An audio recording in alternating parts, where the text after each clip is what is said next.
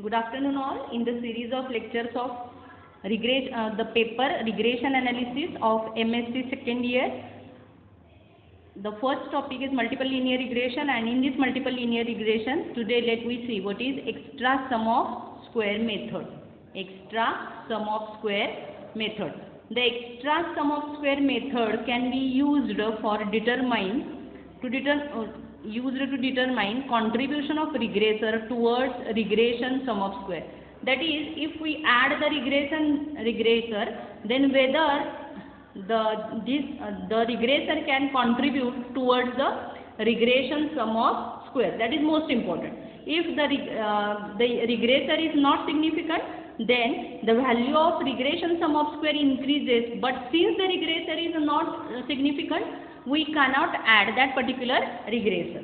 So, if for xj given that other regressors xi I not equal to j are included in the model, it is also useful to obtain or investigate the contribution of subset of regressor variables to the model. So what it means, see, I can read it again.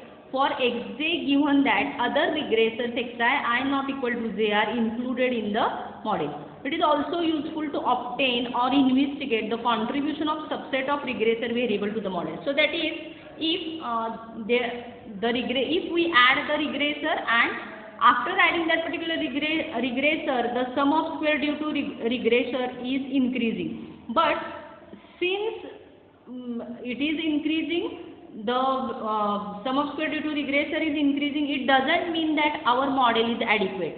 So, in some cases, we need to check whether a subset of regressors are contributed in the model which are adequate. Okay.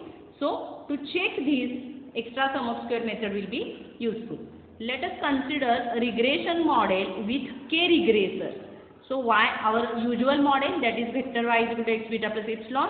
Consider this as 1. Over here, y is n by 1 matrix, then x is again n by k plus 1, beta is k plus 1 by 1, and epsilon is again n by 1. Okay.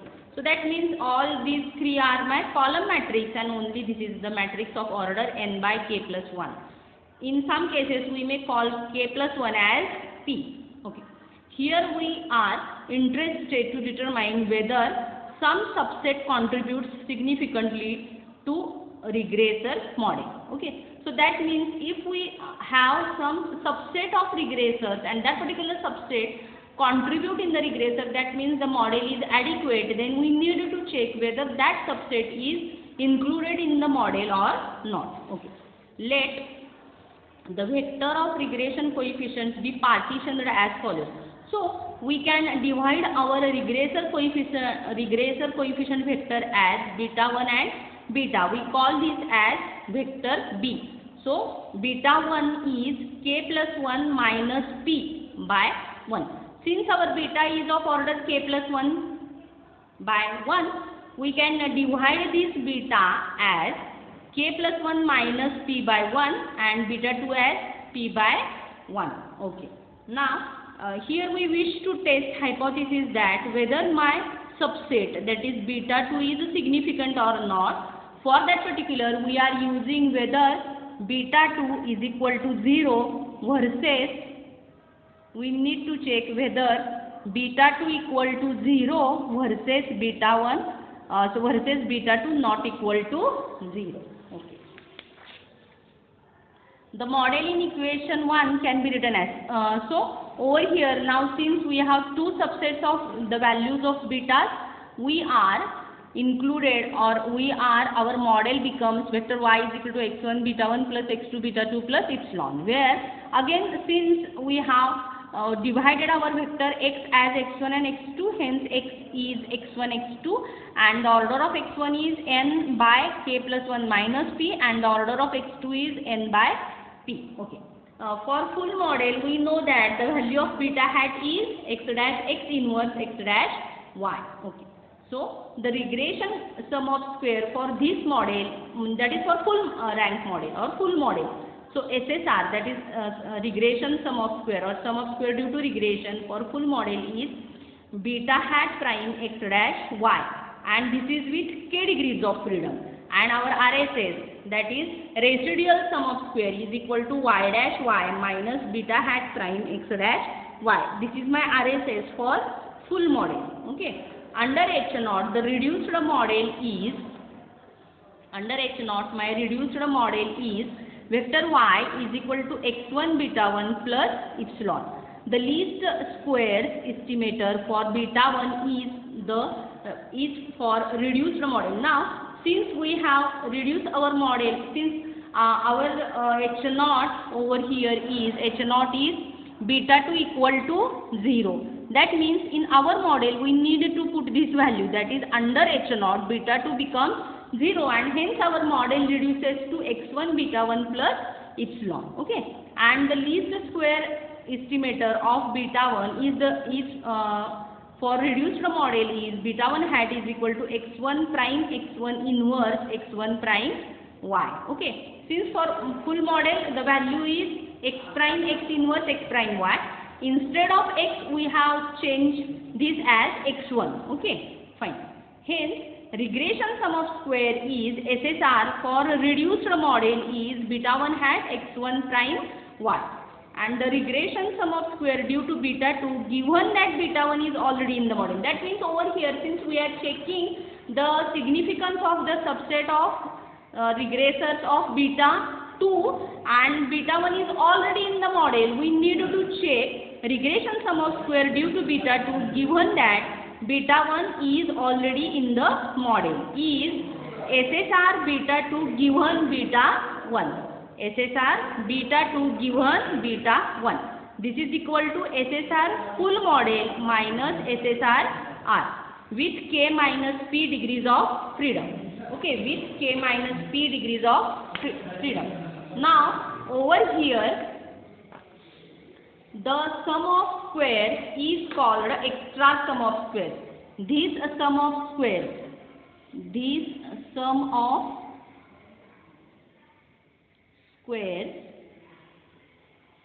is called extra sum of squares, and hence the name of the method is extra sum of squares. Okay, extra sum of squares due to obvious beta 2, because we need to check the significance of beta 2. Fine. So because it measures the increase in regression sum of squares that results from adding regression. Okay. So because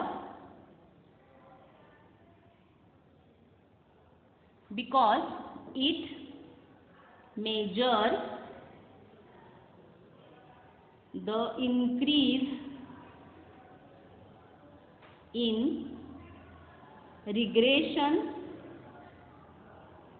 sum of square that results from adding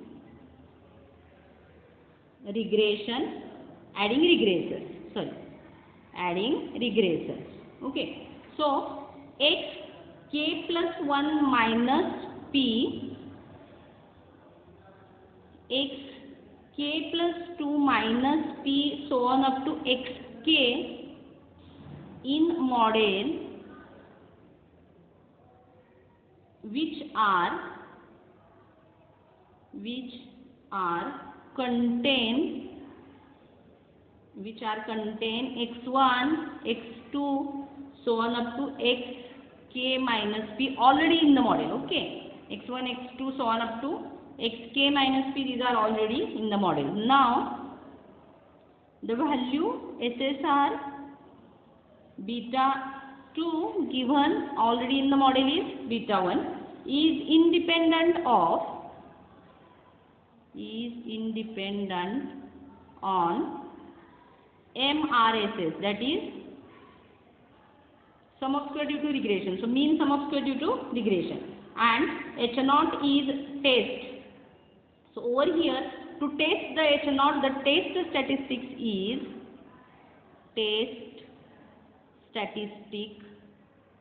to test H naught is, the value of H naught over here is, our H naught is beta 2 is equal to 0. So our test statistics is obvious, the ratio F, and the value of F naught over here is SSR beta 2 given beta 1 divided by the degrees of freedom, which are P upon MRSS. Okay. So if beta 2 equal to 0, beta 2 not equal to 0, then F naught follows a non-central F distribution. F naught follows a non-central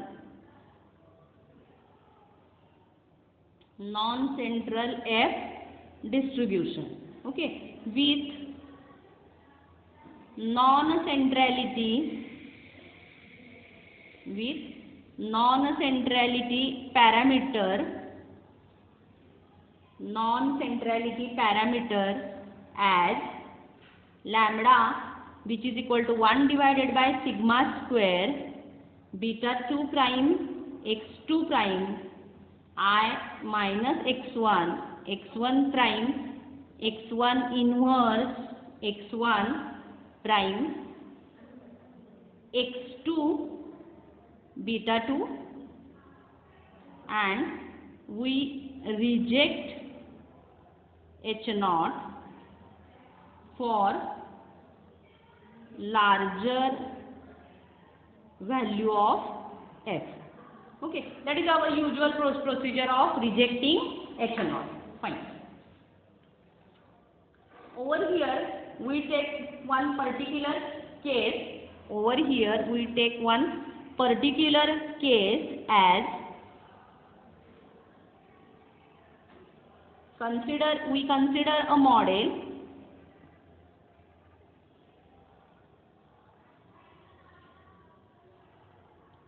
Our usual model is vector y x beta plus epsilon. That is my usual model. Over here x is a matrix. Okay. Now we consider x1 beta 1 plus x2 beta 2 plus epsilon. That is, we can divide x as x1 x2 and beta as beta 1 beta 2. Okay. So that means our x becomes now x1 x2, and your obvious the value of beta becomes, it is beta 1 and beta 2. Okay. Again, so since we are using extra sum square method, we have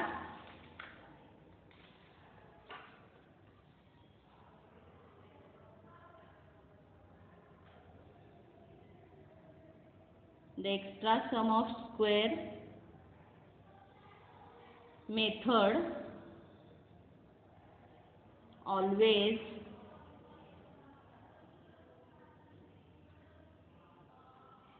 us to measure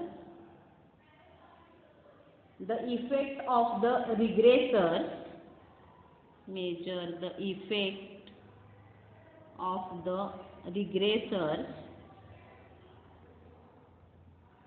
that is, we can take the subset. Okay, so effect of the regressors in x2 when the x1 is already in the model, conditioning on those of x1.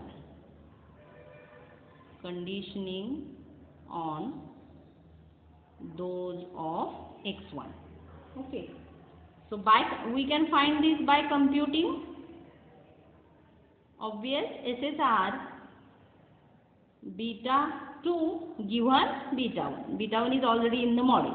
Okay, so in general we cannot talk about finding the sum of square due to beta 2 without beta 1 in the model. That is, we can contribute or we can find this value, that is SSR, when beta 1 in the model, we can calculate the value of beta 2. Okay. However, if the column of x1 is orthogonal to the column of,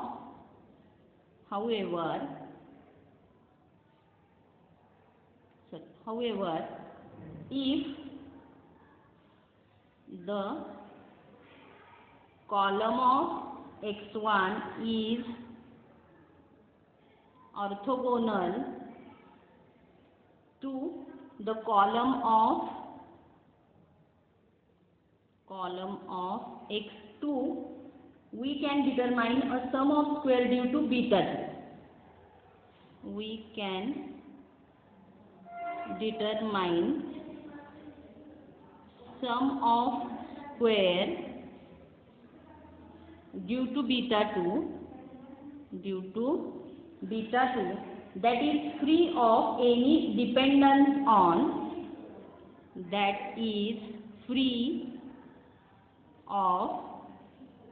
any dependence on the regressors of x1, okay. Since x1 are orthogonal to the columns of x2, and the normal equations are, in this case, the normal equations are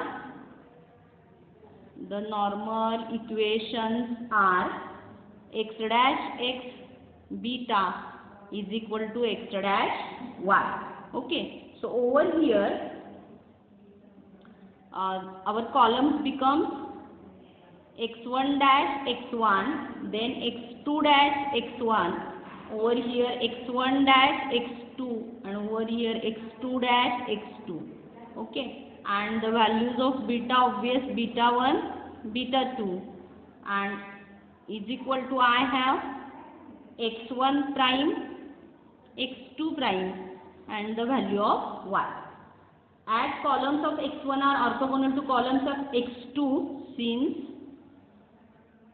columns of x1 are orthogonal to columns of x2, the value of x1 prime x2 is equal to 0, as well as the value of x2 prime x1, that is of diagonal values, it becomes 0, and hence we have only diagonal elements, and hence the normal equations are, we have the normal equations as x1 prime x1 beta 1 is equal to, we have x1 prime y, and the second normal equation is x2 prime x2 beta 2, we have x2 prime y. So these are my normal equations if orthogonality exists. So with solution, the solution is obvious, that is the value of beta 1 is x1 prime x1 inverse x1 prime y, and the value of beta 2 obvious is x2 prime x2 inverse x2 prime y. Okay, so these are the solutions of my equations. Note that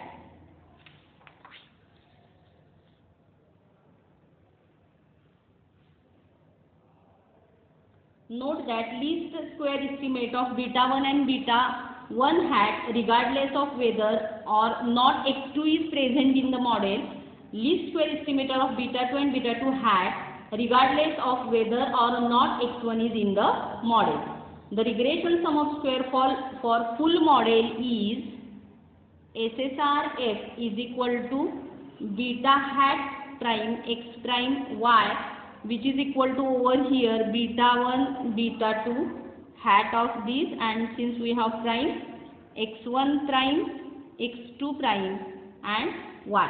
So that means over here we get beta 1 prime x1 prime y plus beta 2 prime x2 prime y. So that means over here we have y prime x1, this is equal to x1 inverse x1 prime y plus y prime x2 prime x2 inverse, over here also I have prime, and x2 prime y. Okay, so that means over here we can put the value of beta 1 prime, and hence your SSR f, that is for full rank model, we have SSR beta 1 plus SSR beta 2. Hence SSR beta 1 measures the contribution of regressor in x1 to the model unconditionally, and SSR beta 2 measures the contribution of regressor in x2 to the model unconditionally. Thank you.